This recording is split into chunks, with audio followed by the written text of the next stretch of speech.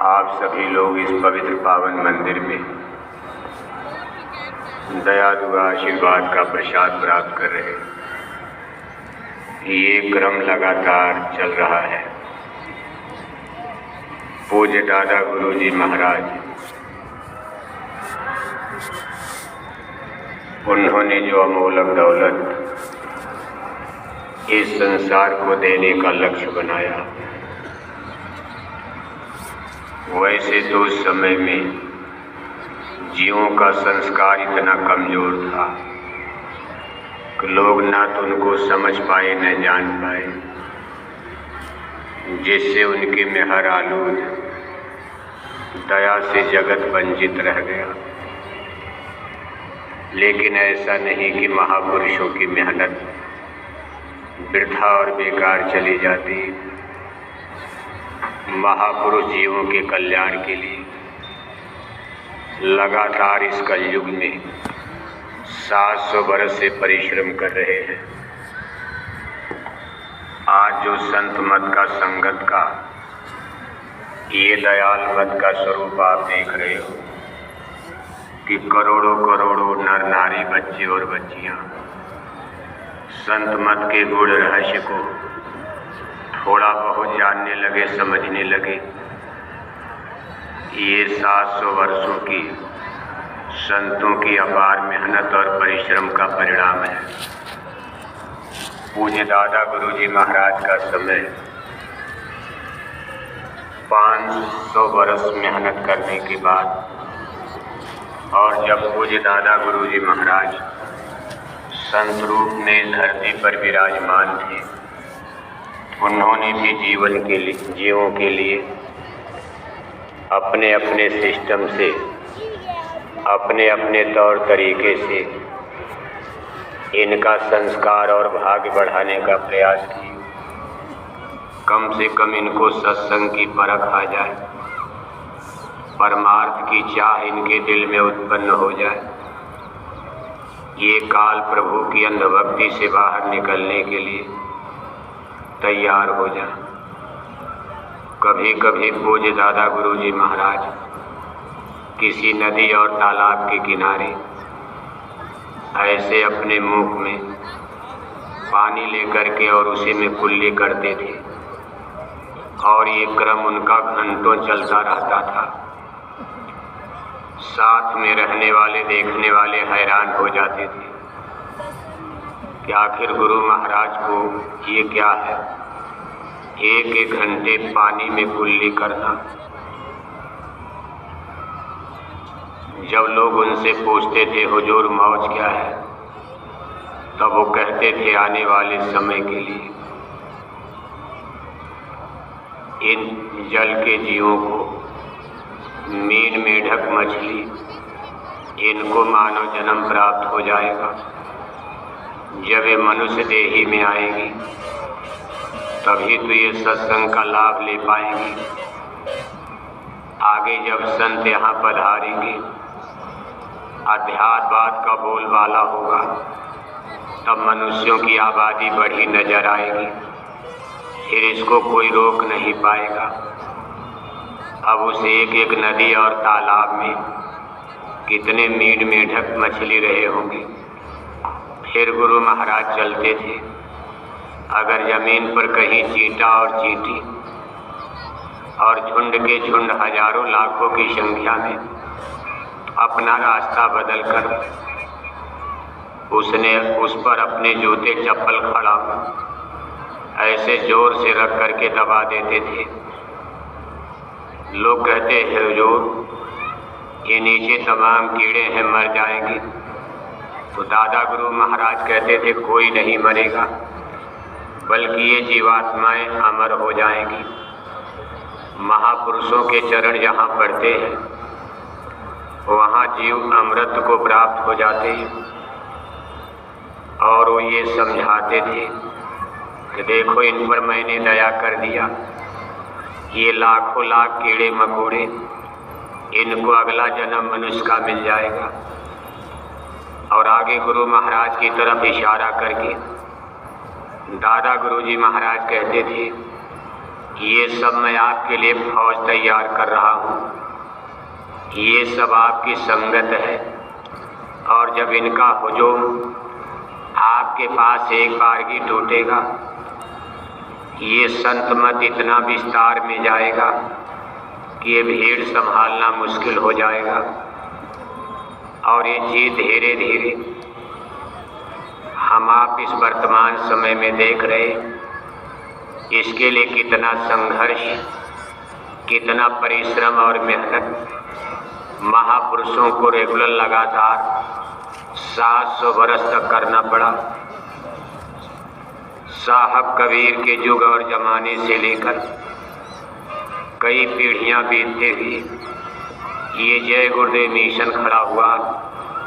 इसके पहले संत मत को राधा स्वामी मिशन के नाम से जाना जाता था। आज भी जगह जगह आप राधा स्वामी मिशन के बड़े बड़े आश्रम देखते होंगे। वो भी बहुत बड़ी करोड़ों करोड़ों की संस्था है। और उसी में से आगे चलकर गुरु महाराज ने जय गुरुदेव नाम परमपिता प्रभु का जागृत करके और आगे जय गुरुदेव धर्म प्रचारक संस्था मथुरा, यानी इसकी उन्होंने आधारशिला रखी। इसका सेंटर और प्रमुख स्थान जहां आप इस समय बैठे हो, गुरु महाराज ने मथुरा में ही बनाया। और ये दादा गुरुजी महाराज का आदेश था कि कोई ऐसी जगह बनाना, तो मेरे गांव चिरौली में कुछ मत बनाना। जबकि गुरु महाराज या उस जमाने की संगत यही चाहती थी कि जहां दादा गुरुजी महाराज का घर है, जो उनका गांव जन्म भूमि है, जहां उन्होंने जन्म लिया, खेले और खाए और अपना जीवन बिताया, इस स्थान को डेवलप कर दिया जाए। दुनिया के नक्शे पर कम से कम ये प्रचलित होना चाहिए। लेकिन दादा गुरुजी महाराज ने अपने समय में ही मना कर दिया था कि जब भी मेरा कोई चिन्ह, मेरी कोई निशानी, मेरा कोई झोपड़ा बनाना, तो मथुरा में जमुना के उस पार बनाना। पहले तो जमुना नदी के उस पार, जन्म भूमि के आगे उधर यमुना के तट पर विचार बनाया। लेकिन आगे उन्होंने हुक्म दिया कि यमुना नदी के उस पार और मेरा कोई चिन्ह, यहीं से संत मत का विस्तार होगा। ये अध्यात्म की किरणें और रेज ये सारे संसार को प्रकाशित करेंगी। ये वरदान पूज्य दादा गुरुजी महाराज के ज़माने में ही इस धराधाम मिट्टी को मिल चुका है। और आगे चलकर अपने परम पूज्य स्वामी जी महाराज ने इसी महापुरुष की यादगार में अरबों अरबों रुपए खर्च करके ये विश्व प्रसिद्ध मंदिर बनवाए, जिसमें पूज्य दादा गुरुजी महाराज की प्रतिमा, उनका स्मृति चिन्ह देखो वहाँ विराजमान रहता। कितना सौम्य और सरल स्वभाव है। लोग सोचते होंगे साधु महात्मा तो गेरुआ नीला पीला कपड़े में, बड़ी बड़ी दाढ़ी, बड़े बड़े बाल में, लेकिन पूज्य दादा गुरुजी महाराज को आप आजीवन धोती और कुर्ते में देख रहे हो। एक गृहस्थ आश्रम के मनुष्य का कैसा स्वभाव, संस्कार, रहनी और गहनी कर्तव्य होता है। पूज्य दादा गुरुजी महाराज ने अपने जीवन में सबका निर्वहन किया। एक सफल पिता, एक सफल भाई, हर तरह के दायित्व को पूरा करते हुए, और एक सफल गुरु और सद्गुरु का भी उन्होंने बखूबी इस मर्यादा को निभाया है। संत महापुरुषों के जितने लक्षण और गुण, ये सब पूज्य दादा गुरुजी महाराज में परिलक्षित होते। ऐसा सौम्य और सरल स्वभाव आगे देखकर दुनिया दांतों तले अंगुली दबाएगी। ऐसा एक साधारण इंसान जिसको गांव में कोई नहीं जान पाया, और आज इस मथुरा मंदिर के नाम पर सारा संसार एक दिन इस महापुरुष के सामने नतमस्तक हो जाएगा। जब लोग मथुरा आएंगे जय गुरुदेव नाम की धूम मचेगी। तो बिना इस मंदिर में गए किसी का मन और दिल मान नहीं पाएगा। और जब वो इस मंदिर में प्रवेश करेंगे, इस सरल सौम्य स्वभाव को और इस प्रतिमा और मूर्ति को देखकर ये संसार अपने आप दंग हो जाएगा। एक मामूली हाड़ मांस के शरीर में ऐसा एक साधारण इंसान और मनुष्य, और उसने ऐसे आध्यात्मिक बाग का, ऐसा उन्होंने बागवां, ऐसा उन्होंने बिरवा, ऐसा बगीचा लगाया। कोई उस समय जानता नहीं था कि चिरौली गांव का ये पौध और आगे ये जगत प्रसिद्ध हो जाएगा। इसमें इतनी शाखा टहनियाँ, इतने फूल पत्ते और इतने इसमें फल लगेंगे, और ये आध्यात्मिक फल की मिठास सारे संसार को तृप्त करेगी। क्या हिंदू, क्या मुसलमान, क्या सिख ईसाई, औरत मर्द, बच्चे बच्चियां, देसी और विदेशी, सब लोग इस मंदिर में संतृप्त होकर और संतुष्ट होकर, आह्लादित और आनंदित होकर बाहर निकलेंगे। ये बहुत बड़ी ऊंची चीज, ये गुरु महाराज की दया कृपा से ये मंदिर के रूप में, दुनिया में मंदिर तो आपने बहुत देखा होगा, लेकिन ये वरदानी मंदिर है। मंत्र मूलम गुरुर्वाक्यम, महापुरुषों के आदेश और वाणी ही यही महामंत्र बन जाते हैं। ये किताबों में लिख दिए जाते हैं, अगली पीढ़ियों के लिए महामंत्र बनते हैं। गुरु महाराज ने वरदान दिया कि मंदिर के देवता आने वाली पीढ़ियों को जुग और जमाने तक बरकत बांटते रहेंगे, बशर्ते लोग शाकाहारी होने लगे। शाकाहारी की प्रतिज्ञा लेकर कोई मिन्नत मानेगा तो उसकी एक मनोकामना तुरंत पूरी होगी। अब यह है कि किसी के नुकसान की मनोकामना नहीं, यानी शुभ मनोकामना, जिसमें आपका लाभ और आपके पड़ोसी का किसी का घाटा न हो। अब आप यहाँ आकर के ये मिन्नत मानो कि हे मंदिर के देवता, वरदान दे दो, मेरे भाई का सर्वनाश हो जाए, सब जमीन बगीचा मेरा हो जाए। ऐसी अशुभ कामना, ये मनोकामना पूरी नहीं होगी। यानी ऐसी शुभ मनोकामना जिसमें आपका लौकिक पारलौकिक तो लाभ, लेकिन किसी दूसरे जीव का कोई घाटा ना हो, ये सारी शुभ मनोकामनाएं ये मंदिर के देवता पूरा करने के लिए धीरे धीरे तैयार हो रहे हैं। शुरुआत तो हो चुकी, लेकिन आगे बड़ी तीव्र गति से। तब लोगों की रुझान बड़ी तेजी से मथुरा की दिव्य भूमि पर, इस पवित्र पावन धरती पर सारे विश्व का आकर्षण बनेगा। एक वक्त आपको दिखाई देगा, यहाँ अमेरिका, लंदन के लोग भी घूमते नजर आएंगे। आज तो अमेरिका जाने में 17 घंटे लगता, लगातार जहाज से उड़ते रहो 17 घंटे लग जाता।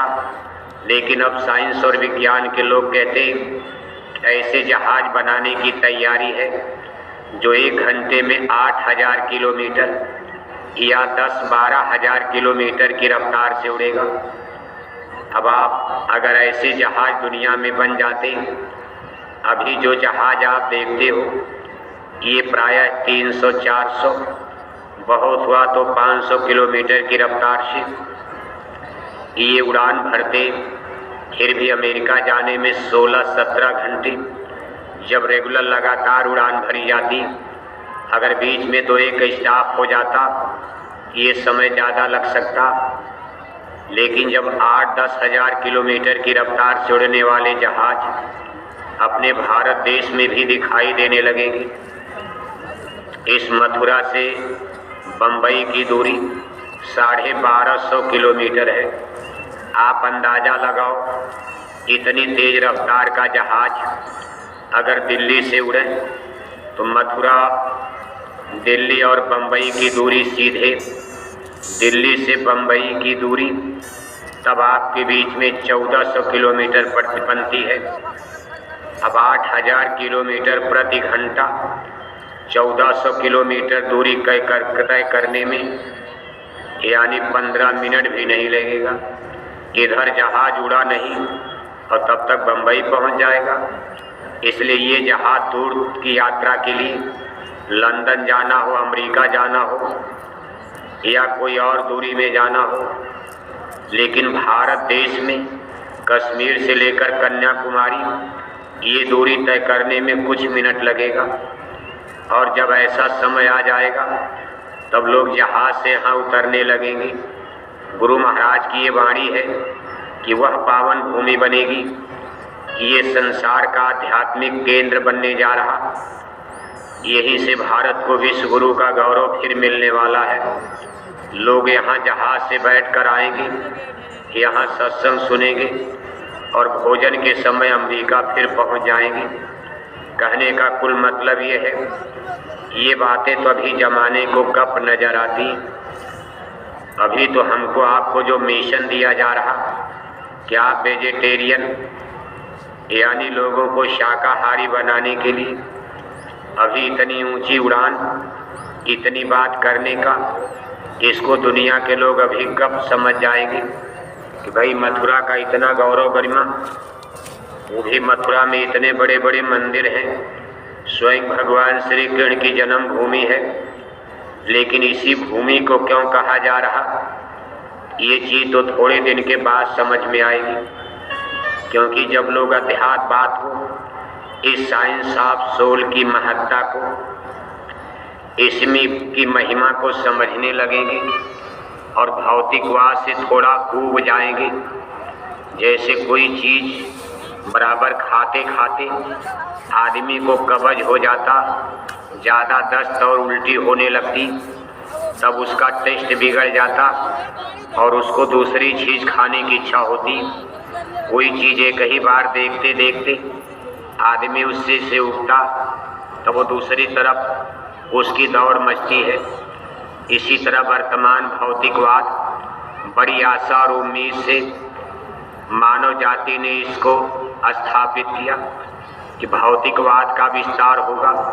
भौतिकवाद माने साइंस और विज्ञान का। बड़ी हमको आशा उम्मीद जगी कि अच्छी अच्छी मशीनें बन जाएंगी, सारे इंस्ट्रूमेंट साधन बन जाएंगे, हम बिल्कुल अमर हो जाएंगे। हमारे दैहिक दैविक भौतिक संताप जितने भी तय ताप हैं, जिनकी अग्नि में हम जलते रहते, ये तीन दुख संसार को, सारी मानव जाति को जुगान जुग हर पीढ़ियों में कष्ट देते रहते। एक तो है दैहिक तकलीफ। दैहिक माने देह संबंधी, जिसमें बला बीमारी रोग दोग आता, जाड़ा गर्मी बरसात इसी में आता, ज़्यादा ठंडी पड़ने लगी शरीर को तकलीफ मिल गई, ज़्यादा टेम्परेचर लो गर्मी हो गई तब भी शरीर को तकलीफ होने लगती, या पेट में चेस्ट में कोई बीमारी हो गई, इसको कहते हैं दैहिक तकलीफ। दूसरी है भौतिक तकलीफ। भौतिक तकलीफ माने भौतिक संसाधन का अभाव, जैसे रोटी कपड़ा मकान का अभाव, जमीन कम है, बगीचा कम है, नौकरी चाकरी है नहीं, बिजनेस व्यापार नहीं, किसी तरह मेहनत मजदूरी करते हैं, गिट्टी मिट्टी तोड़ते हैं तो बाल बच्चों को 2 जून की रोटी मिलती, रोज कुआं खोदो और रोज पानी पियो वाली स्थिति। कोई बड़ी घर में बीमारी हो गई, अब कर्जा लेना पड़ता, भौतिक संसाधन का अभाव, इसको कहा जाता है भौतिक तकलीफ, भौतिक परेशानियां, जिसको आप एक तरह से गरीबी भी कह सकते हो। संसार के सामान का अभाव, इसको यहाँ गरीबी नाम दिया गया। आह गरीबी कहर खुदाए। तीसरी चीज है दैवी तकलीफ। दैवी माने देव माने कुदरत, जिसको नेचर और प्रकृति कहा जाता। अब आपके पास सब कुछ है, लेकिन आधी रात को भूकंप आ गया, अब आप करोड़ों की कोठी में भी हो सकता आपकी मौत हो जाए, या कोई भयंकर बाढ़ आ गई, आधी रात को आप सो रहे, इतना जबरदस्त पानी वर्षा कि आपके घर में रात में पानी घुस गया, या कोई भयंकर सूखा पड़ गया, या कोई और आपदा आ गई। इन चीज़ों को दैवी तकलीफ कहा जाता। इस तरह के ये तीन संताप से, ये कष्ट और क्लेश से मानव जाति सदैव रूबरू होती रही। अब यह है कि कभी इसका प्रकोप कम हो जाता और कभी इसका प्रकोप ज़्यादा हो जाता। ये काल टाइम और पीरियड पर मनुष्य के कर्मों पर आधारित होता। जैसे सतयुग था, सतयुग में कोई दैवी तकलीफ नहीं थी। सतयुग में 17,28,000 बरस तक धरती पर सतयुग रहा, लेकिन कभी भूकंप नहीं आया। सतयुग में कभी बाढ़ नहीं आई। सतयुग में कभी सूखा नहीं पड़ा। सतयुग में कभी जल की, अन्न की कमी नहीं पड़ी। इसी को राम राज्य भी कहा गया, जिसकी स्थापना त्रेता युग में होती, जबकि त्रेता युग सतयुग में थोड़ा, इसमें सतयुग से कुछ कमी, इसमें कुछ अभाव तो जरूर आया। इसी त्रेता युग के अंतिम चरण में जब त्रेता युग विदा होने लगा, एक भयंकर युद्ध भी दुनिया को झेलना पड़ा, जिसको राम और रावण का युद्ध कहा जाता। 17,28,000 बरस सतयुग, 12,96,000 बरस त्रेता, यानी करीब करीब 20 लाख बरस बीत चुकने के बाद तब इस धरती का सबसे भयंकर युद्ध है, जिसको राम रावण का युद्ध कहा गया। उसके बाद फिर द्वापर युग लग जाता। 8,64,000 बरस द्वापर बीता। द्वापर के अंतिम चरण में इस संसार को फिर एक बार एक भयंकर महायुद्ध का सामना करना पड़ा, जिसको महाभारत का युद्ध कहा जाता। ये युद्ध उस समय का, उस युग का सबसे भयंकर विश्व युद्ध था। इसमें सारे विश्व के नरेशों ने, उस समय बादशाह, क्योंकि मुसलमानी भाषा नहीं थी, उस समय उनको राजा, महाराजा, नरेश आदि नामों से, यानी संस्कृत भाषा ही सारे संसार में तब बोली जाती थी। इस पर कितने आश्चर्य की बात कि ये भारत की धर्म और संस्कृति, भारत का साइंस ऑफ सोल देखो कितना उन्नत और महान था कि 17,28,000 बरस सतयुग, 12,96,000 बरस त्रेता, 8,64,000 बरस द्वापर।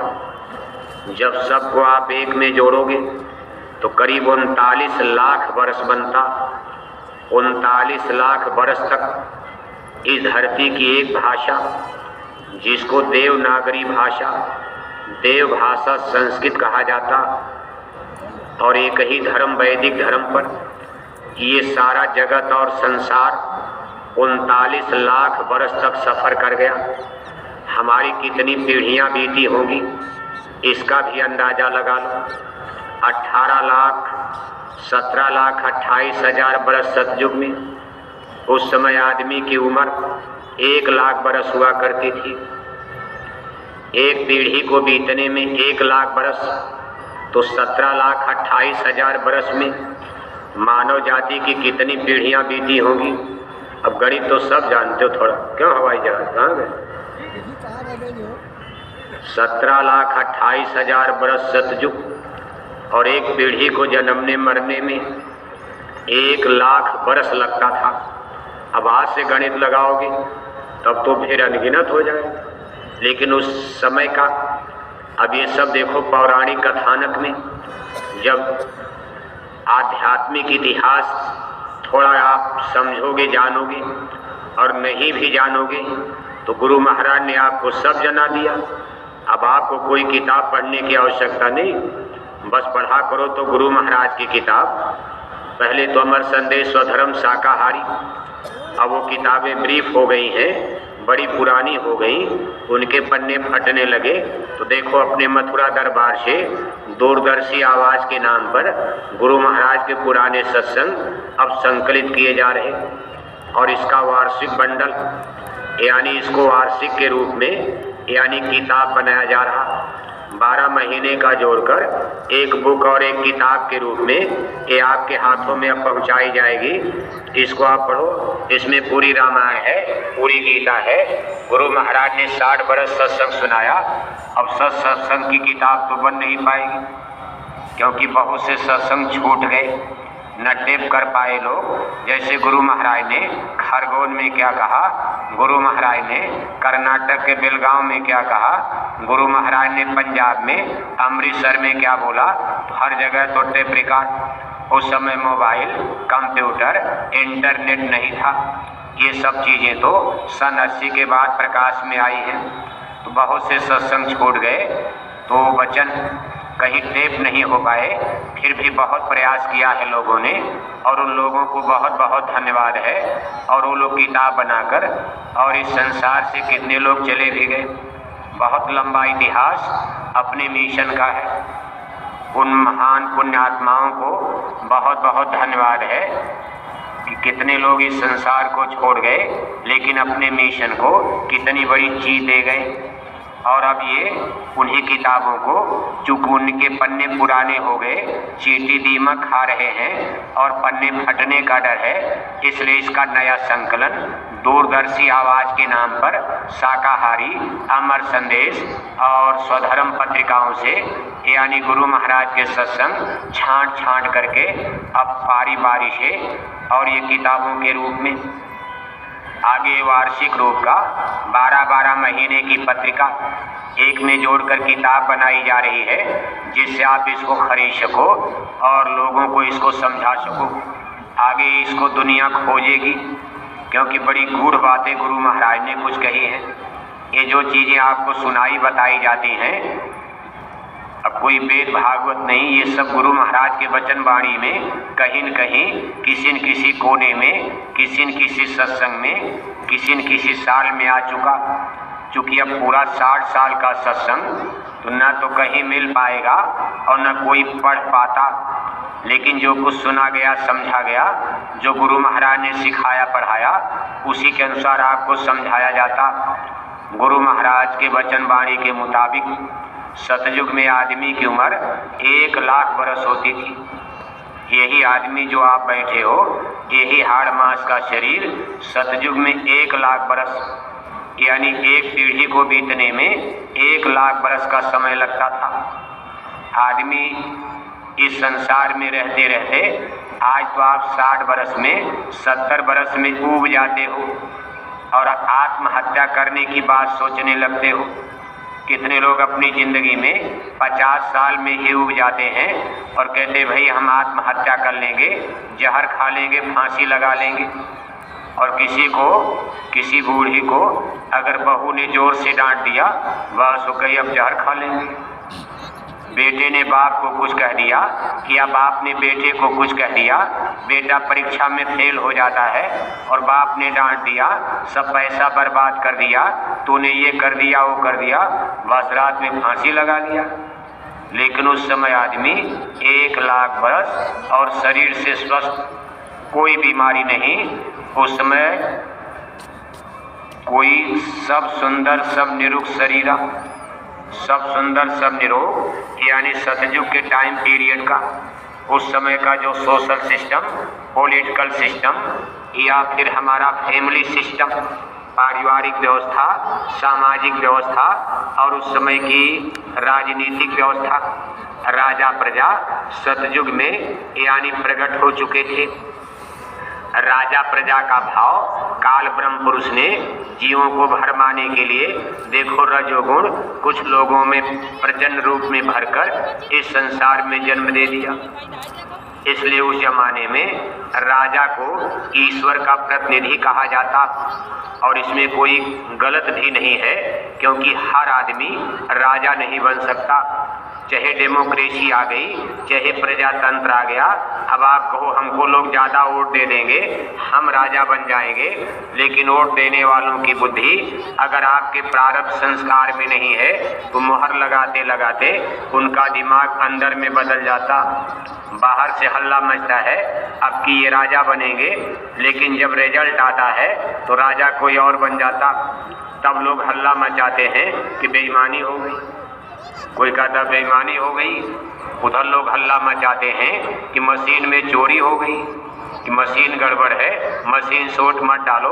अरे जब आपके प्रारब्ध और भाग्य में ही नहीं है, ये ऊपर से सिस्टम बनता। अगर ऐसा ना होता तो यहाँ कोई भी सब राजा न बन जाते। कितने लोग जिंदगी भर चुनाव लड़ते हैं, मामूली गांव की प्रधानी नहीं मिलती है, जबकि गांव के सबसे धनी आदमी होते, लेकिन नहीं हो पाता। लोग उनसे पैसा भी ले लेते हैं, शराब भी ले लेते हैं, अवार्ड में जाकर दूसरे को प्रधान बना देते हैं, जिसकी उनके सामने गांव में कोई हैसियत नहीं है। फिर रगड़े झगड़े मचाते रहते हैं तो गांव में उनकी हवा और बिगड़ जाती कि बड़ा अपने को ये बनते हैं, अगली बार इनको और बुरी तरह हराया जाएगा। तो कहने का मतलब ये है कि कश्मीर से लेकर कन्याकुमारी, गुजरात से लेकर बंगाल तक कोई प्रचार करने जाता, लेकिन एक ही हवा बन जाती है और वही दिल्ली में राजा बन जाते हैं। कुल मिला करके इसीलिए कहते हैं कि राजा ईश्वर का प्रतिनिधि होता है। जिसको यहाँ राजभोग होता है उसको ऊपर से ही रजोगुण के वायुमंडल में कुछ दिन पाला जाता है, पोसा जाता है, उसका पुण्य जमा किया जाता है और तब इस संसार में वो जन्म लेता।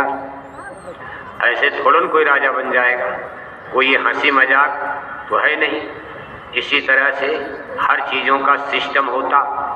अब आप उस चीज़ को देखो, सतयुग जब कुछ समय बीतता है तो राजा प्रजा का सिस्टम काल ब्रह्म पुरुष ने जीवों में विभेद पैदा करने के लिए पहले तो मनुष्य को एक ही बनाया, अब इसी में उनको रगड़ा झगड़ा मचाना है जिससे जीव यहाँ बंधन में फंस जाए। इसलिए गोल उन्होंने पहले तो ब्रह्म ज्ञान दे करके विद्वानों की, जिनको ब्रह्म ज्ञानी यानी ब्राह्मण कहा जाता, ये सब रचना सतयुग में होती है जब जीवों का यानी सत्य ज्ञान अमर देश सतलोक का भूल गया। अब मनुष्यों को यहाँ फंसाकर उन्होंने पहले ब्रह्म ज्ञान दिया और ब्रह्म ज्ञान से मानव जाति में एक सुपर पावर, जिनको ब्रह्म देवता, ब्राह्मण देवता, ब्रह्म ज्ञानी कहा जाता, इनको ये चारों वेद कंठस्थ थे। यानी उस समय किताबें अभी नहीं थी, अभी कागज नहीं थे, किताबें नहीं थे, लेकिन ये लोग कितने स्पिरिचुअल पावर के थे कि चारों वेद इनकी खोपड़ी मस्तक में थे। उस समय जो पाठशालाएं लगती थी उसमें श्रुतियों का काम चलता था, यानी गुरु सुनाते थे और शिष्य सुनकर याद कर लेते थे। आज की तरह से कागज और कलम से या बुकलेट और किताब पर नोट नहीं बनाया जाता था। उस समय गुरुकुल की पढ़ाई सतयुग में यानी गुरु ने सुनाया और चेले ने याद कर लिया। अगर कमजोर है, नहीं याद हुआ तो 2 बार 4 बार में याद करा दिया जाता था। ब्रह्म ज्ञानियों का एक ग्रुप बना देने के बाद अब वो लोग गुरु हो गए और शेष जनता चेला बन जाती। गुरु और चेला का ये भेद मृत्यु लोक में प्रथम बार सतयुग में स्थापित होता। बाकी ऊपर चलोगे तो ना गुरु ना चेला, सब में बोले एक अकेला। अमर देश सतलोक में ना कोई गुरु है ना कोई चेला है, वहाँ ज्ञान नहीं है तो वहाँ मास्टर की क्या जरूरत। मास्टर की वहाँ जरूरत पड़ती है जहाँ हम अज्ञान में हैं, वहाँ प्रकाश चाहिए। जहाँ प्रकाश ही प्रकाश है, ज्ञान ही ज्ञान है, वहाँ मास्टर की, यूनिवर्सिटी, कॉलेज की। सतलोक में कोई स्कूल नहीं चलता, वहाँ न यूनिवर्सिटी न ये, वहाँ कोई न कहीं हमको धर्म न कोई कर्म, वहाँ कोई पूजा पाठ कुछ नहीं। वहाँ तो सब सत्य ही सत्य नजर आता है और सारी आत्माएं पूर्ण होती। वहाँ कोई अधूरा, वहाँ कोई अज्ञान अज्ञानी है ही नहीं। ये प्रथम भेद देखो मानव जाति में, काल ब्रह्म पुरुष का ये सब दाव था। उन्होंने मानव जाति का पहला भेद गुरु और चेला में बनाया। इसके बाद अपनी प्रबल शक्तियों को अवतार देकर उन्होंने एक और भेद बना दिया कि भाई यहाँ भी राजा, जैसे अपने सतलोक से निकल गए कि मैं राजा बनना चाहता हूँ, यही भाव उनके अंदर भी सतलोक में आया। उन्होंने सतपुरुष पिता से कहा था कि रचना रचूं और मैं न्यारी, ये रचना मुझे लगे न प्यारी। मैं आपकी तरह एक राजा बनना चाहता हूँ, वहाँ आपका दखल न हो कि अब मेरी हुकूमत चले, वहाँ मेरी पूजा हो, मेरी प्रजा हो, मेरे अलावा वो किसी को न जाने न माने। इनको काल ब्रह्म पुरुष कहते हैं ये। और तब उन्होंने वरदान में ये सृष्टि का अपने भी राजा बने।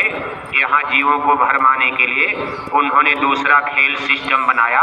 अब राजा और प्रजा का राजा कौन बनेगा, इसके लिए उन्होंने अपने पुत्रों को ब्रह्मा विष्णु शंकर को आदेश दिया कि कुछ जीवात्माओं को रजोगुण से भरपूर करके आप मृत्यु लोक में उतारो।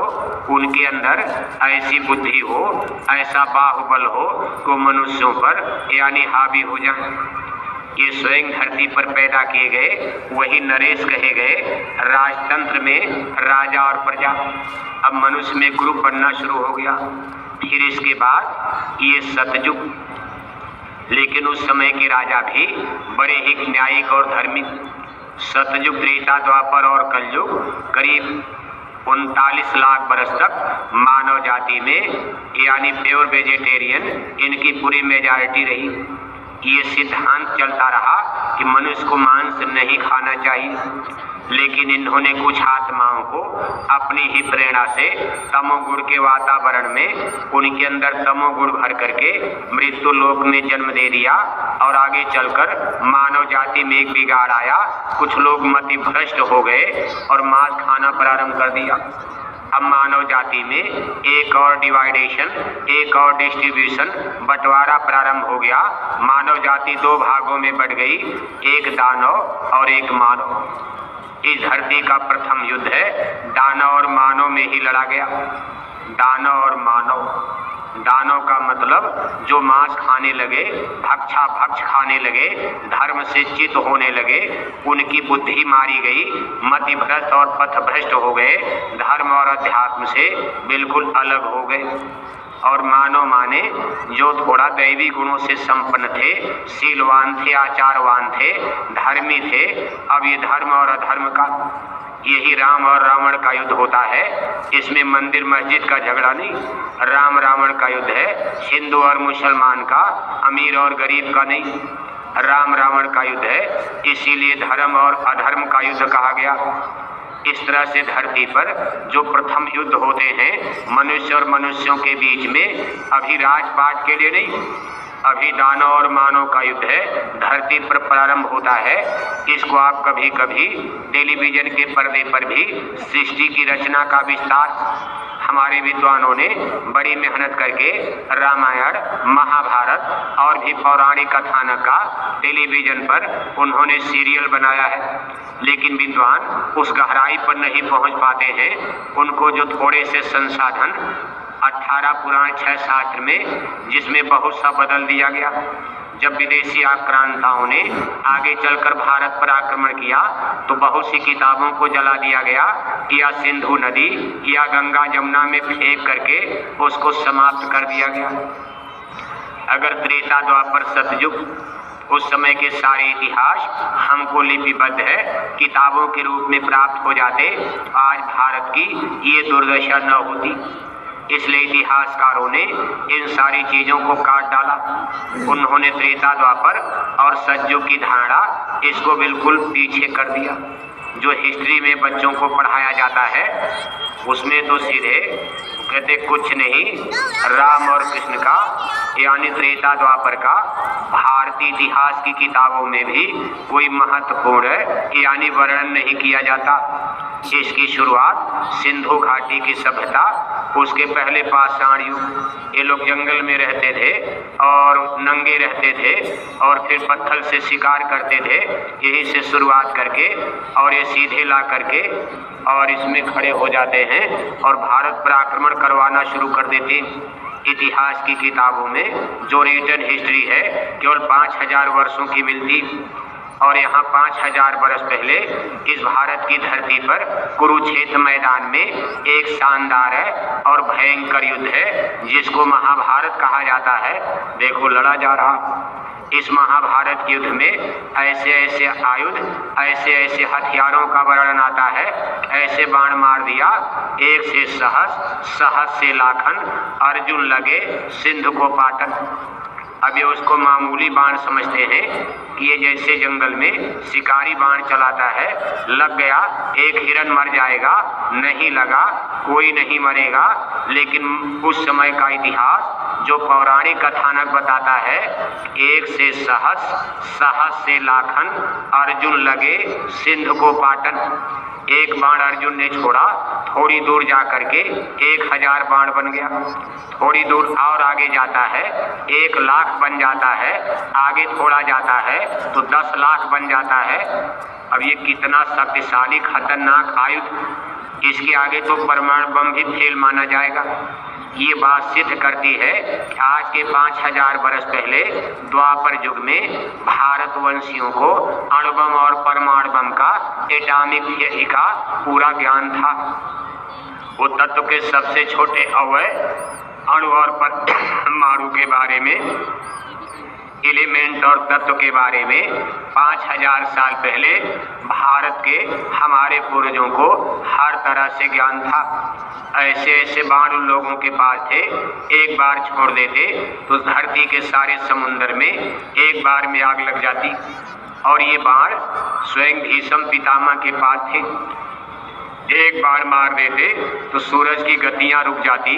ये बाण भी भीष्म पितामह के पास था, यानी सूर्य नारायण का प्रकाश धरती पर आना बंद हो जाता, धरती पर प्रलय की स्थिति बन जाती। अब ये चीजें विज्ञान गप मानता, लेकिन आज के साइंस और विज्ञान के युग में जब आदमी के बनाए जहाज चंदा मामा तक पहुंच रहे हैं, ये भी बातें अब गप नहीं मानी जा सकती। यानी जो ज्ञान आज आदमी प्राप्त कर रहा है, ये 5000 वर्ष पहले भारत के हमारे पूर्वजों को पता था। इसी ज्ञान विज्ञान के बल पर उस समय भारत को the great master of the world यानी विश्व गुरु कहा गया है। द्वापर युग तक, महाभारत काल तक ये विश्व गुरु की गद्दी पर बैठा रहा। आप इस बात पर सोचो, 17,28,000 बरस सतयुग और एक पीढ़ी के बीतने में 1 लाख बरस, तो सतयुग में मानव जाति की कितनी पीढ़ियां बीत गई? इतनी देर में भी गणित नहीं लगा पाए। 17 यानी 17 पीढ़ी, इतना लंबा समय, और पीढ़ी बीती केवल 17 पीढ़ियों ने जन्म लिया, 17 पीढ़ी मरे ये मानव जाति में। इसलिए सतयुग में राजाओं की सूची बहुत कम बताई गई। जब आप पौराणिक ग्रंथों का अध्ययन करोगे तो सतयुग में राजाओं का नाम बहुत कम आता, क्योंकि केवल 17 पीढ़ी और समय बीता 17,28,000 बरस। त्रेता युग में यही मनुष्य उम्र घट करके 10,000 बरस हो गई। उम्र आदमी की यानी एक पीढ़ी को बीतने में अब देखो शरीर इनका कमजोर होता जा रहा। और ये सिस्टम कैसे बदल रहा है, यानी ये सब काल ब्रह्म प्रभु का दाव था। सूरत को जब यहाँ उतारा, आत्मा को दोनों आंखों के बीच में, अब ये धीरे धीरे नीचे खसक रही। जैसे कोई आदमी पहाड़ से नीचे उतरता है, घास फूस के जंगल में फंस जाता है, अब ऐसे सूरत को मनुष्य शरीर में उतारकर धीरे धीरे नीचे करना शुरू किया। ये कंठ चक्र, हृदय चक्र और फिर सारे शरीर में फैलाने के बाद इंद्रिय दरवाजों की तरफ 2 आँख, 2 कान, 2 नाक, 1 मुंह, 1 टट्टी पेशाब का रास्ता, यानी 9 दरवाजे एक्सटर्नल। इस शरीर में 9 दरवाजे, यानी इनको बहिर्मुख कहा जाता। इनके द्वारा बाहर की क्रिया होगी।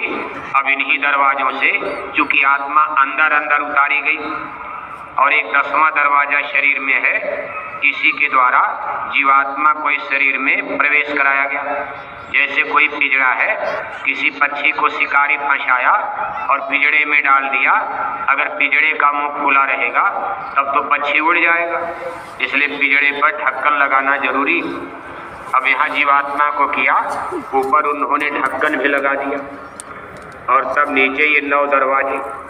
इन 9 दरवाजों पर सूरत यानी आत्मा की ताकत डिवाइड होकर रेज और किरणों के रूप में दोनों आँखों सिंगला और पिंगला एक रीढ़ की हड्डी से होकर, जिसको सुखमन रेज, सुखमन की धारा कहते हैं, ये रीढ़ की हड्डी से उतरकर कंठ को हृदय और फिर नाभि चक्र और नीचे टट्टी और पेशाब का रास्ता, जिसको क्रमशः यानी गुदा चक्र, इंद्री दरवाजा कहते।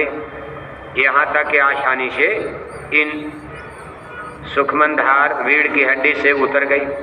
फिर छोटी छोटी नसों में ये उसी तरह का सिस्टम है जैसे बिजली के तार फैलाए जाते। गांव गांव में घर घर में प्रकाश करने के लिए पावर हाउस से बिजली चलती है। जगह जगह उस बिजली को रखने के लिए ट्रांसफार्मर, बड़े बड़े पावर हाउस बनाए जाते। फिर वहाँ से चारों तरफ गांव गांव में फैलाई जाती है और अलग अलग सेक्टर में बिजली को फैलाने के लिए वहाँ छोटे छोटे ट्रांसफार्मर लगाए जाते। और फिर घर घर में तार के द्वारा अब बिजली तो एक जगह से चलती है, लेकिन ऐसा सिस्टम बना दिया सीधे पावर हाउस की बिजली अगर आपके घर में बल्ब में आ जाए तो आपके गांव के सारे बल्ब एक बारगी फूट जाएंगे। अब जीवात्मा में इतना बड़ा प्रकाश है, इतनी बड़ी ताकत है, ये 16 सूर्यों का प्रकाश, ये शरीर भस्म हो जाएगा, शरीर इसको झेल पाएगा। नीचे की तरफ एक बैग डाल दिया जाए तो इसको कोई झेल पाएगा। अब यह है कि जाग जाए, ऊपर की तरफ चले तब तो अथाह है, इसका कोई शानी नहीं है, कोई मुकाबला नहीं कर सकता। लेकिन इंद्री दरवाजों पर लाना है, इसलिए इसको ब्रीफ करना पड़ा। तो जगह जगह उन्होंने इसके प्रकाश को ब्रीफ किया है, सिस्टम बना करके। अब इसको फिर अलग अलग हाथ पैर की नसों में, सिरा में, धमनी में, हाथ पैर की अंगुलियों तक, नाखूनों तक इन्होंने वायरिंग के द्वारा, यानी शरीर में सिरा, धमनी, जब आप शरीर का ऑपरेशन करते हो एक नस कट गई तो खून बहने लगता। इसमें प्राण अपान वायु का संचार और इसका सेंटर हृदय चक्र, ये हार्ट जिसको कहते हैं, यहाँ ये हार्ट पंप करता। इसमें प्राण अपान वायु बराबर ऐसे आना जाना और फिर ये जीवनी शक्ति सूरत आत्मा की पूरे शरीर में घूमती रहती है, ऐसे नाचती रहती है और शरीर आपका जिंदा रहता। आँख देख रही, कान सुन रहा, जबान बोल रही, हाथ पैर चल रहे, लेकिन जीवात्मा दोनों आँखों के बीच में इतना इसका प्रकाश है कि बर्तन छोटा है तो इसमें कितना भरेगा, शरीर इसको झेल नहीं पाएगी, ऊपर तो झेल लेगी। इसलिए कहते भाई ऊपर चलो, मेरे रंग महल चली आओ, दिखाऊं तो ही अगम गली, ऊपर चलो तब तो है। लेकिन शरीर में पूरे नीचे उतरना इसमें नामुमकिन है। लेकिन सूरज की इतनी बड़ी ताकत, जैसे सूरज वहीं है लेकिन पूरी धरती को उनकी किरणियाँ, सूरज की किरणें सारे संसार को ऊर्जा, एनर्जी और शक्ति, पावर देती रहती। ऐसे सूरज की तरह से दोनों आँखों के बीच में सैचुरेटेड है हमारी स्पिरिट यानी आत्मा, और सारे शरीर को ये रोशन करती रहती है, ये जिंदा बनाए हुए है। अब जब तक आत्मा अभी नीचे नहीं उतरी थी तब तक तो हवा से काम चल जाता था। इसलिए आप सज्जु के बारे में सुनते होंगे, ऐसे लोग बैठ जाते थे तो 10-10 हजार बरस। अब जिसकी 1 लाख बरस उम्र है, 10,000 बरस पूजा पाठ में लगा दिया तब भी तो 90,000 बरस बच गया। एक बार ऐसे बैठ गए और पता चला शरीर पर चींटी दीमक रेंग रहे, शरीर में दीमक लग गए, शरीर में चींटी लग गई, चमड़ी सूख गई, खून सूख गया, सारा मांस सूख गया, बस खोखला की तरह से हड्डी सूखी पड़ी है, जैसे कोई सूखी यानी पेड़ की यानी तना डाल पड़ा है। बस ऐसे चुपचाप बैठे हैं, सामने शेर बबर चिल्ला रहा, शरीर पर सांप बिच्छू रेंग रहे, आसमान से पानी बरस रहा, कोहरा गिर रहा, लेकिन वो लोग स्थिर रूप से मन बुद्धि चित्त का कंडेशन कर दिया तो शरीर हिलता डुलता नहीं था। इसको शून्य समाधि अवस्था कहते। बिल्कुल शरीर का शून्य हो जाना, इस शरीर को खाली कर देना। जब अंतर में जीवात्मा की ताकत उड़ जाएगी तो भूख प्यास सब खत्म हो जाती। इसलिए साधक को भी हिदायत दी जाती है अपनी खुराक को कम करते चलो। जैसे इस समय आप 4 रोटी खाते हो तो कम से कम साल भर बीतने के बाद 4 की जगह 3 कर दो। अब आप बुढ़ौते में टॉनिक खाने लगे, तब तक विटामिन खाने लगे। कितने लोग सोचते दूध और च्यवनप्राश लेंगे फिर जवान हो जाएंगे, तब तक शुगर के मरीज हो जाते हो। कहीं गैस बनने लगती, ये सब उल्टा सिस्टम है मेडिकल साइंस का, ये तो आपको और बीमार कर देगी। लेकिन संत मत कहता, गुरु महाराज भी कहते थे कम खाओ, अपनी खुराक को हर सत्संगी को कम करने की कोशिश करनी चाहिए। जैसे जैसे कम करते जाओगे इसी तरह भजन बनेगा, और जैसे जैसे भजन बनता जाएगा ये आपकी आंतड़ी, जिसको कुंडलिनी जागरण कहा जाता, ये प्राचीन ग्रंथों में ये तो बड़ी कठिन क्रिया है, लेकिन शब्द के द्वारा ये क्रिया बिल्कुल आसान हो जाती। यानी आपकी आंतें इस पेट में कई मीटर लंबी हैं, इसमें भी सूरत की ताकत फंसी है, इसको खींचना कुंडलिनी जागरण नाभि चक्र पर। अब इसको आपने शब्द के द्वारा समेट लिया, बिल्कुल आपकी आंतें सूख जैसे लगता सूख गई, तब आपको भूख प्यास। लेकिन ये बड़ी कठिन स्थिति, मीराबाई ने इसीलिए कहा कि बेकल तड़पू पिया तुम कारण, जागो रैन बिहानी, रैन दिना मोरे नींद ने आवे, भावे अन्न न पानी। बेकल तड़पू पिया तुम कारण, जागो रैन बिहानी, ऐसा वैद मिले कोई भेदी, देश विदेश पिछानी। लेकिन हमारा आपका क्या हाल है? गरम गरम सब्जी और बढ़िया बढ़िया ताजी रोटी और चूल्हे में बन रही, और बगल में उसकी खुशबू जो ही नाक में आई तो आपने कहा पूजा अब सिमरन थोड़ा बाद में किया जाएगा, चलो पहले भोजन कर लिया जाए। भोजन कर लिया। अब देखो मन ने धोखा दे दिया, आगे पीछे बहु पछताऊं, और समय पड़े पर हो ही जाए चोरा। जब समय आया, अब दिन भर आज प्रतिज्ञा करते रहे आज शाम को नहीं खाएंगे, आज शाम को नहीं खाएंगे, अब एक वक्त भोजन करेंगे, बिल्कुल आज नहीं खाएंगे, आज यही से शुरुआत करेंगे। और जब घर में गरम गरम सब्जी की महक आई, अच्छा चलो खा लिया जाए, खा के भी तो पूजा होती। अब मन जो है उल्टा पढ़ा रहा, अरे गुरु महाराज ने तो कहा था खा करके पूजा कर लेना, चलो नहीं तो सो करके पूजा कर लेना। अरे गुरु महाराज ने उनके लिए कहा था कि भाई कम से कम लगो तो। जैसे बच्चे को स्कूल ले जाना होता है तो माँ बाप कहते बढ़िया बढ़िया खिलौना, बढ़िया बढ़िया मिठाई, बढ़िया बढ़िया कपड़ा। अब बच्चे को क्या पता स्कूल में डंडा बजता है, अगर पहले में डंडा मार दिया जो पढ़ने जाएगा। तो कितना रंग बिरंगा चित्र है, का से कबूतर, खा से खरगोश, खेल खिलौना स्कूल में, उसको चुचला करके मुचला करके धीरे धीरे बच्चे की आदत बनाई जाती है। और तब उसको पता चलता है कि भाई हाई स्कूल में गया, फिर इंटर में गया, अरे कहा ये तो विस्तार है।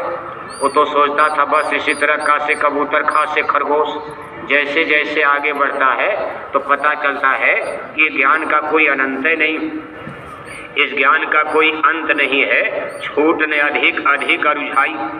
ये तो हम जैसे आगे बढ़ रहे हैं ये विस्तार होता जा रहा है। ऐसे ही संत मत, गुरु महाराज ने चुचला करके मुचला करके, अरे बच्चा कुछ मत करना, बस ऐसे सोकर कान में उंगली डाल लेना। लेकिन डालते डालते 20 साल तो बीत गया, 30 साल बीत गया, 40 साल बीत गया, लेकिन कहीं काला गोरा का पता चल रहा। लेकिन गुरु महाराज ये चाहते थे, ये कलयुग के बिगड़े हुए जीव हैं, बड़े दुर्बल कमजोर हो गए हैं, इन पर पहले ही सब बातें कह दी जाएंगी। वैसे भी कोई सुनने को कलयुग में तैयार नहीं, ये जल्दी सत्संग में आएंगे नहीं। इसलिए चुचला करके मुचला करके ऐसे ऐसे धीरे धीरे खिलौना मिठाई आए थे तमाशा देखने कि मेरा भूत है। तो किसी ने बोरा वाला मिला, चलो मथुरा में भूत ठीक हो जाएगा। उनको क्या पता कि पुड़िया बांधी जाएगी, हमसे भजन करवाया जाएगा। अब भूत ही कारण बन गया। वो तो बेचारे भजन जानते नहीं थे, सत्संग भी नहीं जानते थे। कहा चलो मथुरा में भूत उतरता, मथुरा वाले गुरुजी के आश्रम में भूत उतरता। अब यहाँ भूत उतारने आए और एक भजन का, अब देखो उनके ऊपर पुड़िया बच गई, परमार्थ का भूत उनके खोपड़ी पर चढ़ गया। भूत तो यहाँ छूट गया, लेकिन जब गांव में गए तो गांव वाले कहने लगे इसके ऊपर कौन भूत चढ़ गया। जब देखो साइकिल लेकर सत्संग में, जब देखो साइकिल लेकर सत्संग में, ये तो इतनी शराब पीता था, अब शराब भी छोड़ दिया। उसके साथी घबरा गए, इसके ऊपर कोई भूत लग गया।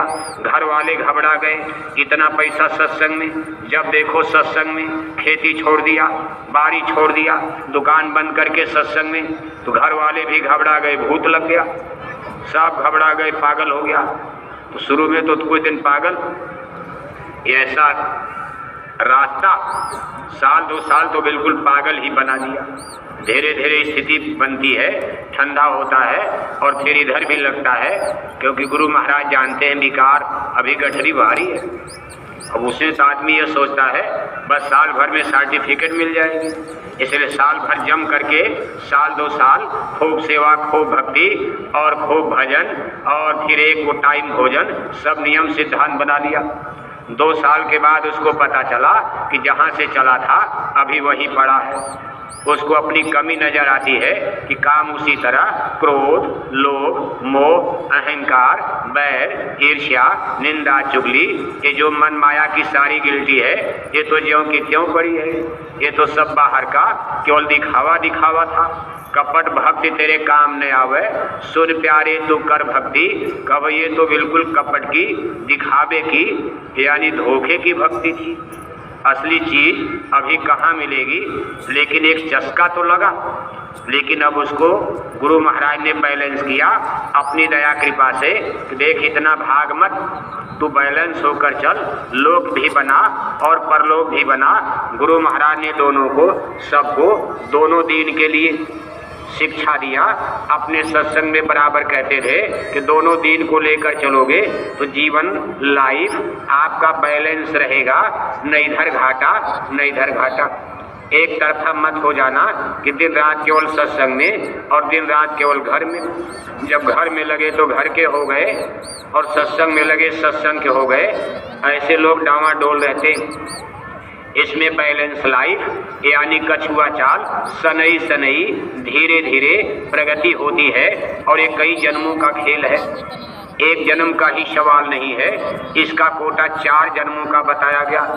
जिस जन्म से सदगुरु नाम दान देते हैं वहाँ से 4 जन्म की लिस्ट बना देते हैं और पूरा इसके कर्म की गठरी को, यानी जो संचित कर्म है, जन्म जन्म का संचित कर्म, जैसे खाने पीने से आपका बचता है, आप बैंक में बैलेंस कर देते हो, कभी घाटा होता है उसी से निकाल कर अपने घर का खर्चा चलाया जाता। इसी तरह कई जन्मों का कर्म कुछ तो प्रारब्ध में आता है जो हमारे भोगने भरमने से बच गया।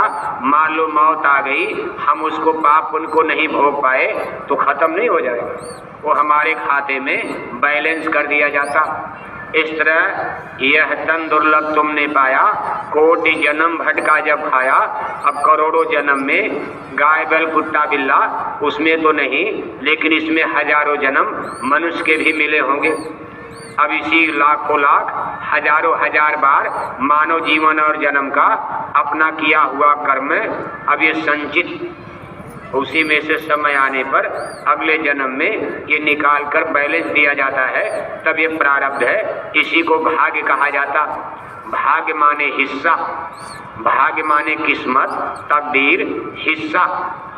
ये कोई भगवान ब्रह्मा या कोई देवी देवता अपनी कलम से नहीं लिखते, यानी हमारे संचित भंडार से जो गगन मंडल त्रिकुटी में इसका बैंक स्टोर, नीचे नहीं।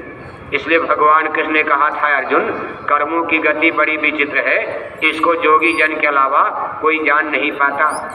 उधर से सतलोक से गगन मंडल त्रिकुटी के ऊपर ब्रह्मदेश के ऊपर से जब संत आते हैं तो ये सबका खाता वहाँ दिखाई देता।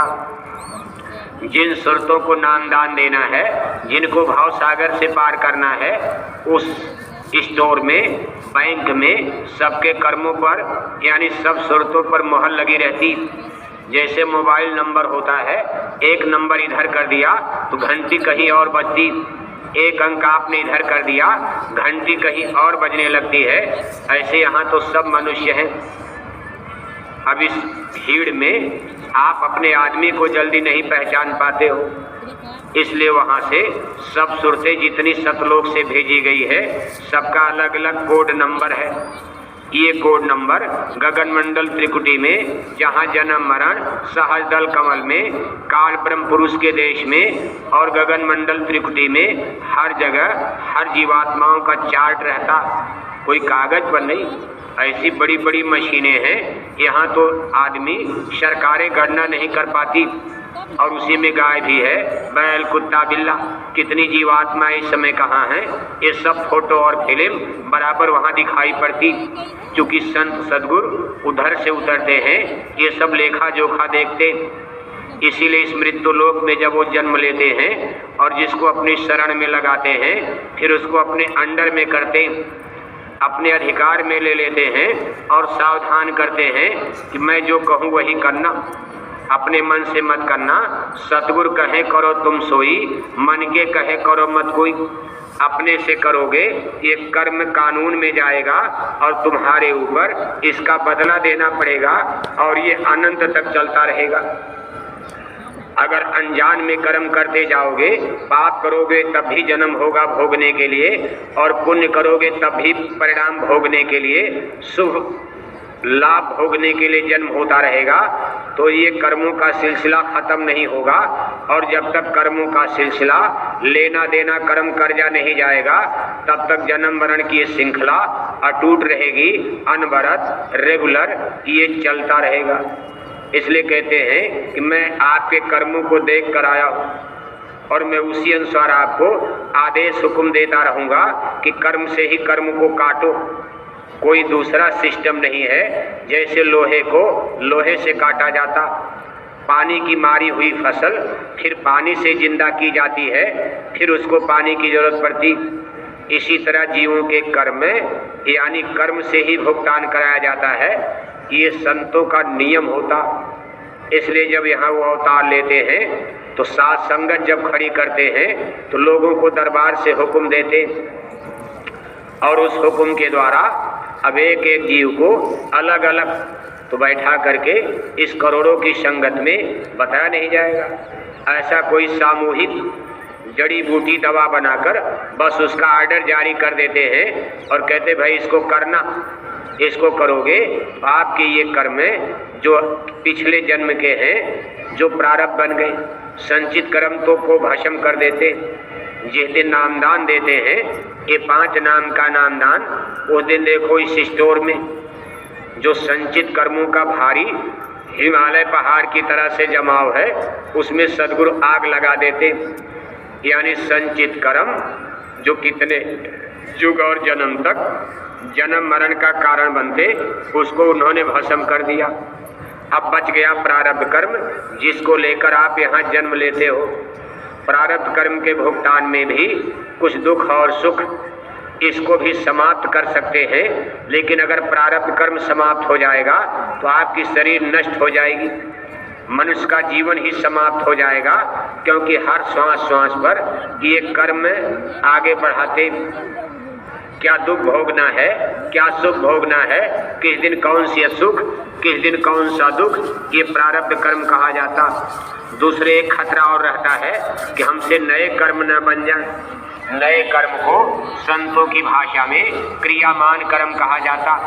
जैसे रेगुलर प्रतिदिन लगातार सुबह और शाम जो वर्तमान में इस मानव जीवन में हम कर्म बीज बो रहे हैं, इसको वर्तमान का कर्म संतों की भाषा में इसको क्रियामान कर्म कहते हैं। इस तरह से कर्म की श्रृंखला, एक तो संचित कर्म, दूसरे प्रारब्ध कर्म और तीसरे ये क्रियामान कर्म।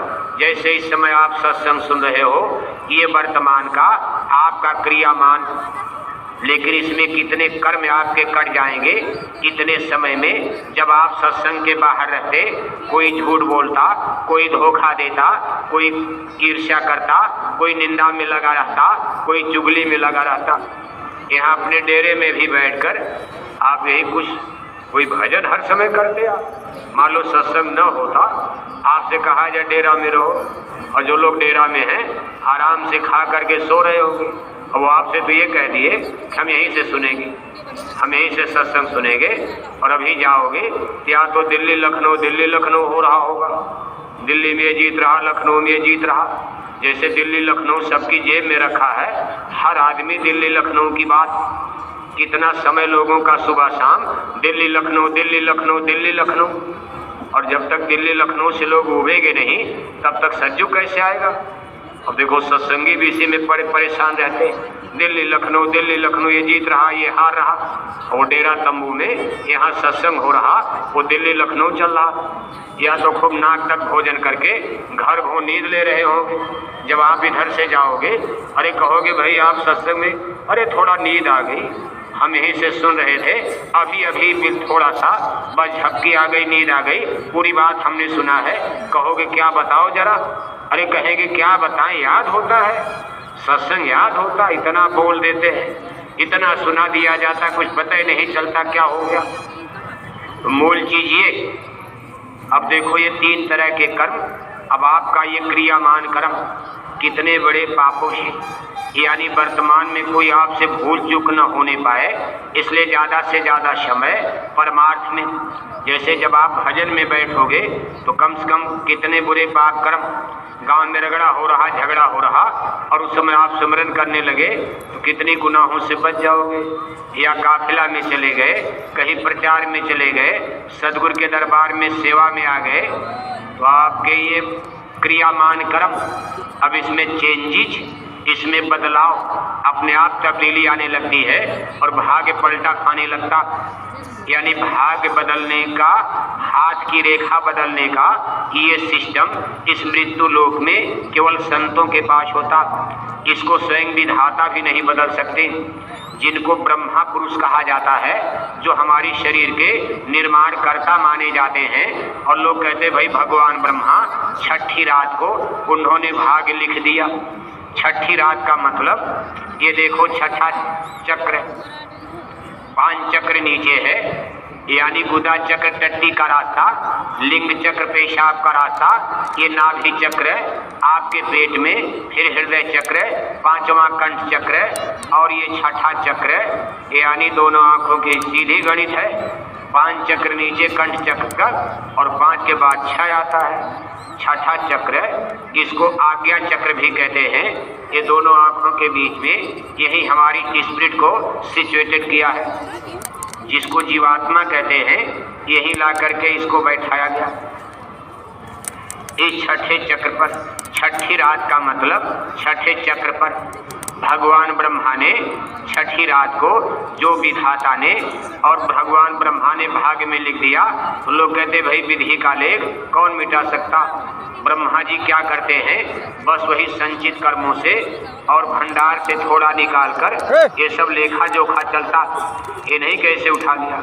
इसमें कुछ पाप और कुछ पुण्य, जिससे सुख और दुख, यानी बिना पॉजिटिव और निगेटिव के इस संसार में यहाँ की स्थिति ऐसी है। बिना पॉजिटिव और निगेटिव ये दोनों ध्रुवों के ये मृत्यु लोक नहीं चल सकता। इसलिए साथ साथ कहा है कि हानि लाभ जीवन मरण जस अपजस विधिहात, जड़ चेतन गुण दोषमय सृष्टि कीन्ह करता। जड़ और चेतन, गुण और अवगुण, ये सब मिश्रित यहाँ रचना, जन्म और मरण, सृजन और विनाश, ये सब चलता। इसी तरह से कुछ पाप और कुछ पुण्य ये पूर्व जन्म का संचित भंडार से विधि विधान से निकालकर भगवान ब्रह्मा, और छठी रात को जब बच्चा जन्म लेता है, इसीलिए उसका महीने 2 महीने की माफ़ी रहती। महीना 2 महीना तक माँ की गोद में टट्टी कर दे, किचन रसोई घर में टट्टी कर दे, जब तक बच्चा अबोध अज्ञान अवस्था में है, उसके क्रियामान कर्म नहीं माने जाते। जो ही थोड़ा होश संभालता है, चलने फिरने लगा, टट्टी पेशाब का ज्ञान आ गया, स्कूल कॉलेज जाने लगा, अब ये रील देखो चल पड़ती।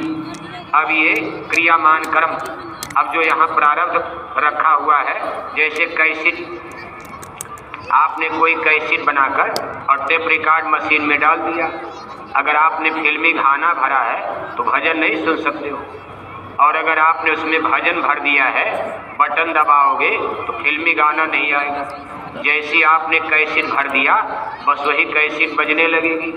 इसी तरह हमारे पूर्व जन्म के कर्मों के भंडार संचित कर्म से, यानी भगवान ब्रह्मा जो इसके भंडारी हैं, विधि लेख लेखते हैं, उन्होंने ला करके बस यहाँ कैसेट में सेट कर दिया। इस कैसेट को अंतःकरण कहा जाता।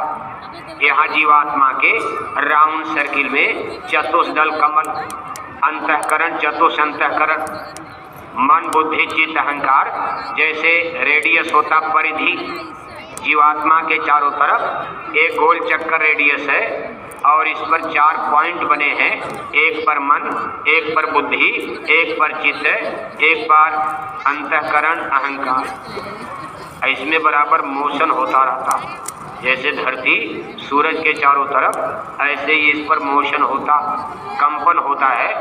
इससे जीवात्मा की शक्ति ये धारे खींचती, मन बुद्धि चित्त, इसमें जीवात्मा की ताकत का खिंचाव होता। फिर ये नीचे हमारी शरीर में भेजते हैं और फिर नीचे इंद्रिय दरवाजों पर। ये सब ऐसा सिस्टम मशीन है, यानी ये ह्यूमन बॉडी मनुष्य शरीर एक तरह से कुदरती सिस्टम मशीन है। सब कार्रवाई इसमें एक मोटर कार की तरह, जैसे कोई भी मशीन, हेलीकॉप्टर, रॉकेट, जहाज, आपकी आटा चक्की, आपकी पानी वाली चक्की, ये सब मशीन काम करती है। कैसे उसमें बिजली जाती है, कैसे उसका पिस्टन घूमता है, कैसे फिर करंट पैदा होती है, ऊर्जा पैदा होती है, और इसकी सुपर शक्ति यहाँ आत्मा रूप में है। यही एक ताकत निकल जाए, ये सब सिस्टम बेकार। जैसे गाड़ी में डीजल ना हो, बिजली आना बंद हो जाए तो मोटर गाड़ी हेलीकॉप्टर बंद हो जाएगा। ऐसे आत्मा, अब देखो यही शक्ति, अब यही कैसे रख दी जाती, यानी यही आज्ञा चक्र पर ललाट में माथे में ये कैसे अंतःकरण घाट पर सेट कर दी जाती। और जब ये चक्र चलता है, इसके रंग बिरंगे दृश्य यानी सामने आते हैं जो हमारे जीवन को इफेक्टेड और प्रभावित करते। स्वामी जैसी भवितव्यता तैसी मिले शहाद। यहाँ कैसे चल पड़ी हमारे पूर्व जन्म के पाप कर्म की, बस 1 घंटे में माथा घूम जाता। आदमी घबराने लगता है कि मैं ऐसा और ऐसा दुख, अभी तो सुख में था, इतनी चिंता, इतनी तकलीफ एकाएक कैसे आ गया। अब ये सब पूर्व जन्म का लेखा होता है और इसको कोई मिटा नहीं सकता, कोई नहीं मिटा सकता। बस एक ही सिस्टम है, सद्गुरु मिल जाएं, संत मिल जाएं, और वहाँ भी जब उनके कहे के मुताबिक, जब आप सद्गुरु के कहने के मुताबिक कर्म करोगे, तब ये आपके कैसे मिट सकती, विधि लेख मिट सकता है। इसलिए संत सद्गुरु सावधान करते हैं कि जब तक सत्संग में नहीं आए थे तब तक आपका मास्टर मन था, आपका गुरु मन था, आपका उस्ताद मन था। जैसा मन ने कहा वैसा आपने कर डाला। लेकिन जब सत्संग में आ गए हो, अब आपको गुरु मिल गए, सद्गुरु मिल गए, आपको एक मार्गदर्शक, एक मास्टर मिल गए। अब सावधान करते हैं कि सद्गुरु कहे करो तुम सोई, और मन के कहे करो मत। सद्गुरु के वचन मानो, बस काम बनता जाएगा। जो दरबार का हुक्म हो उस पर चल करके एक्सपेरिमेंट करो, उसका टेस्ट लो, परीक्षण करो, इम्तहान लो, देखो आपको कितना फायदा मिलता। एक महात्मा जी जंगल में पहाड़ी पर रहते थे। उनके यहाँ बहुत सी साथ संगत, सब लोग रह करके भजन करते थे। एक दिन एक प्रेमी ने कहा, गुरु महाराज, हमारा भजन इस समय नहीं बनता और बड़ी दिक्कत, बड़ी मेहनत करते हैं, लेकिन भजन नहीं बनता। गुरु महाराज मौन हो गए। 2-4 दिन जब बीता, तब उस आदमी को धीरे से बुलाए, कहा, देखो सूचना मिली है कि यहाँ जंगल के नदी तालाब कुएं सूख गए, गांव वालों को पीने का पानी नहीं मिल रहा। आप अपना बेड बिस्तर उठाओ, उसी गांव में जाओ, डेरा डालो और 7 दिन तक वहीं रहना, जब हम बुलाएंगे तब आना। अब वो आदमी लगे सोचने, पूछा तो हमने भजन की बात, हमारे भजन के बारे में कुछ बताए ही नहीं, उल्टे हमको आश्रम से निकाला भी कर रहे। अब हमको न गांव का पता, वहाँ के लोग कैसे होंगे, कहाँ हम रहेंगे, कहाँ खाएंगे, किसके घर में सोएंगे, उल्टे ये तो हमारे लिए। लेकिन चूंकि गुरु भक्त आदमी थे, मन में संशय भी आया, लेकिन उन्होंने अपने मन को दबाया, कहा जो दरबार का हुक्म है पालन तो करना ही पड़ेगा। अपना बेड बिस्तर उठाए और गांव की तरफ चल दिए। जब गांव में पहुंचे तो मालूम पड़ा गांव वाले उनकी इंतजार कर रहे। अरे महाराज आप आ गए, हम लोग तो आपके इंतजार में यहाँ घंटे भर से खड़े हैं, सूचना मिल गई थी आप आने वाले हैं। उनके खाने पीने रहने का गांव वालों ने पूरा इंतजाम कर दिया। इसके बाद उन्होंने पूछा कि भाई कोई यहाँ पानी का स्रोत? कहा गांव के कुएं तालाब सब सूख गए और 1 मील दूर जंगल में एक कुआं है, थोड़ा बहुत पानी उसमें। अपने गुरु का आदेश मानकर तुरंत उन्होंने घड़ा उठाया, रस्सी ली और गए घड़े में पानी कुएं से निकालकर, और दिन भर 1 बार 2 बार आए गए जो उनकी शक्ति रही। दिन भर मेहनत करते रहे, फिर शाम को खाना खाए सो गए, फिर सुबह वही। जब 7 दिन बीत गया तब गुरु महाराज ने एक संदेश दे करके भेजा कि जाओ उनको आश्रम में बुला लाओ। जब वो आश्रम में लौट करके 7 दिन के बाद आए तो गुरु महाराज ने हाल चाल पूछा। हाँ हुजूर, हमने आपके हुक्म का पालन किया, जैसी शक्ति थी वैसी मैंने भक्ति किया, गांव वालों की सेवा किया। तब गुरु महाराज ने कहा, अच्छा ये बताओ अब तुम्हारे भजन का क्या हाल है? कहने लगे गुरु महाराज, अब मैं जब से आश्रम पर आया हूँ मेरा शब्द खुल गया। आश्रम में आते ही आज मेरा शब्द खुल गया। पहले तो कान में अंगुली डालनी पड़ती थी, आवाज़ नहीं आती थी, अब बिना कान में अंगुली डाले ही मुझे आवाज़ आने लगी। तब गुरु महाराज हंसने लगे, कहा देखो तुमने हमसे भजन के बारे में पूछा था, उस गांव वालों का तुम्हारे ऊपर पिछले जन्मों का इतना कर्जा था कि 7 बार तुम उस गांव में जन्म लेते, उनके बेटा बन करके उनकी धोती लंगोटी साफ करते, उनको दवाई भोजन देते, तुम्हारा उनकी सेवा का इतना बड़ा कर्जा था। मैंने 1-1 गिलास पानी पिलाकर तुम्हारे 7 जन्मों का कर्जा और 7 दिन के अंदर उतार दिया। बताओ, 1 जन्म का कर्जा 1 दिन में उतार देना, ये कितनी बड़ी शक्ति का काम है। ये काम जोगी भी नहीं कर सकते, स्वयं जोगेश्वर नहीं कर सकते, स्वयं कोई देवी देवता ब्रह्मा विष्णु शंकर भी नहीं कर सकते।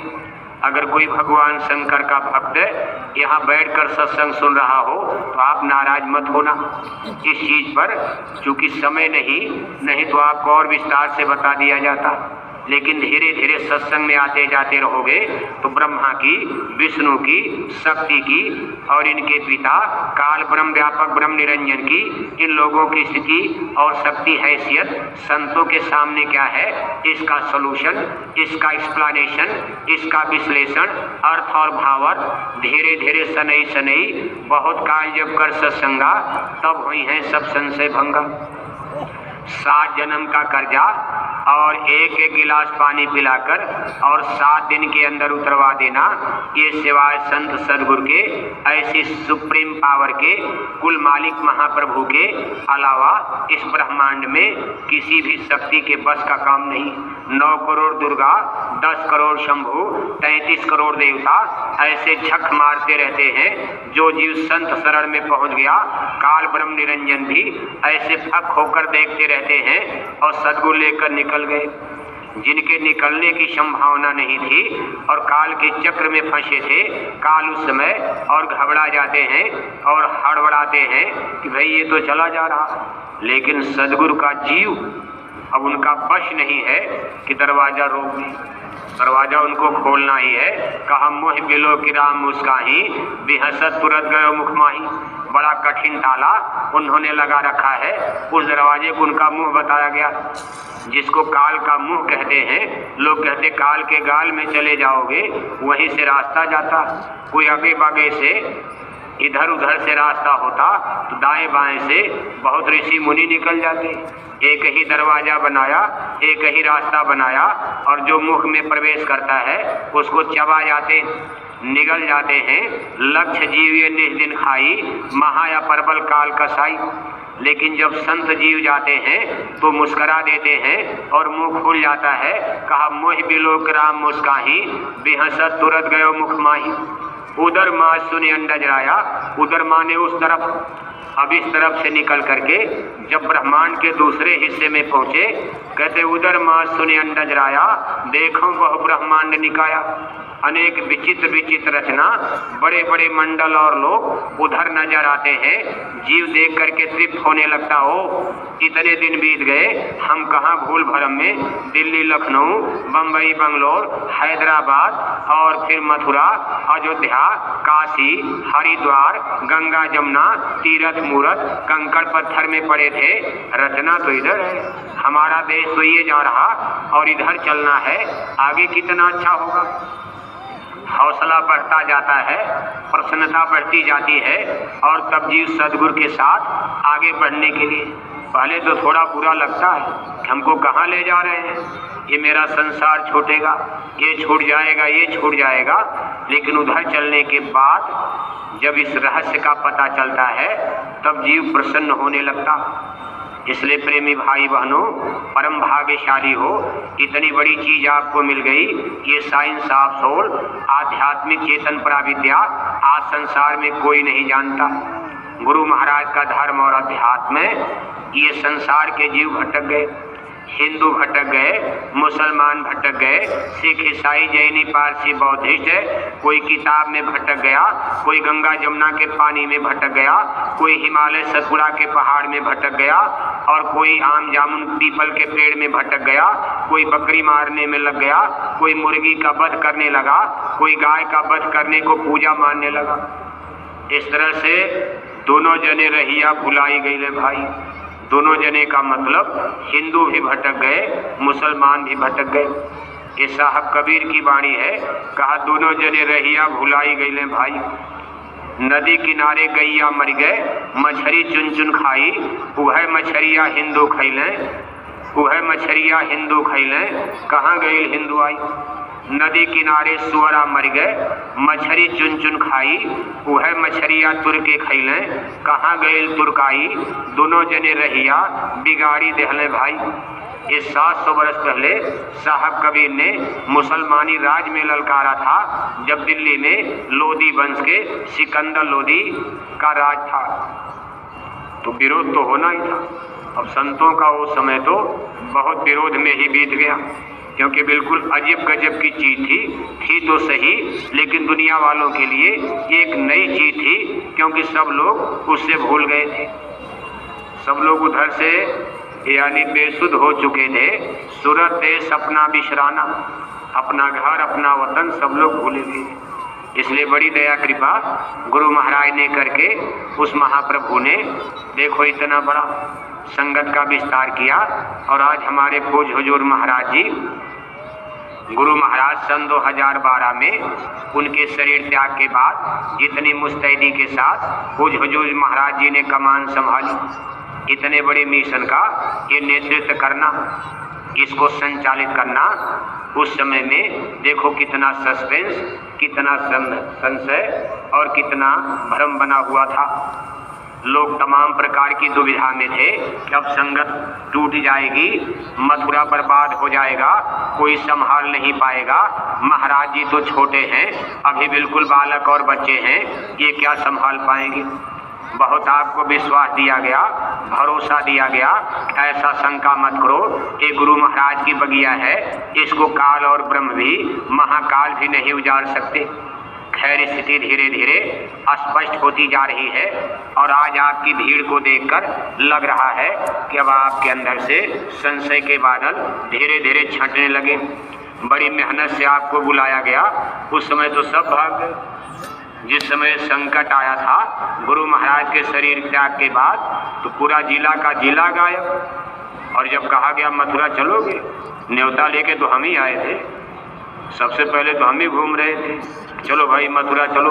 अरे बाबा मथुरा नहीं जाएंगे, वहाँ गोली चलने वाली है, वहाँ बम फूटने वाला है, हम अपनी जान देने नहीं जाएंगे। जब आपसे कहा गया, अरे आपने गाना गाया है, चाहे अग्नि में मुझे जलना पड़े, चाहे कांटों पर मुझे चलना पड़े, इस गाना की तो इज्जत बचाओ। अरे बाबा कुछ नहीं, गाना होना कुछ नहीं, वो केवल गाया जाता है, हम आग में जलने क्यों जाएं, हम गोली खाने क्यों जाएं। लेकिन धीरे धीरे धीरे धीरे अब आपका विश्वास जमा कि यहाँ तो कोई गोली चली नहीं, कोई दिक्कत आई नहीं, बड़े प्रेम का दरिया देखो ये बह रहा। हाँ भाई सब लोग बैठे रहना, लेकिन झोली वाले उठ जाओ, अपनी दक्षिणा ले लो, नहीं तो कितनों कथा सुनाओगे, दक्षिणा उछिना जल्दी देते नहीं है। बड़ा भी कनिंग विचार, बड़ी कंजूसी करते हैं। गुरु महाराज से सब दौलत लेना चाहते, लेकिन अपनी दौलत ये कागज का टुकड़ा भी नहीं लेना चाहते हैं। तो गुरु महाराज भजन की दौलत कैसे देंगे बताओ आप। दुनिया की महंगाई बढ़ती जा रही है और आपके दक्षिणा का रेट घटता जा रहा। डीजल कितना महंगा, पेट्रोल कितना महंगा, गायों का चारा कितना महंगा। अब सब चाहोगे हमारे यहाँ भी, हमारे यहाँ भी। लेकिन दक्षिणा के नाम पर देखो लोगों की कंजूसी आती जा रही। आपकी जेब में बड़ी बड़ी नोट आ रही है, लेकिन दक्षिणा वाली नोट छोटी न जाने कहाँ से फुटकर लाते हो। अभी 10 रुपया मांगा जाए तो कहोगे हमारे पास तो फुटकरे नहीं है, बेइज्जती समझते हो। और जब सत्संग में आते हो, गए मथुरा बाजार में दुकानदार से, भाई हम कथा सुनने जा रहे हैं, हमारा जरा 100 का फुटकर कर दो। 1 नोट का 10 नोट बना लिया। अब 5 दिन उसी को 10 रुपया झोली में, 10 रुपया रजिस्टर में, 10 रुपया महाराज जी को, 10 रुपया वहाँ, 10 रुपया मंदिर में, बस 50 रुपया में काम बना लिया। वो भी 50 रुपया बचा के बटुआ बैग में रख लिया। सब ला करके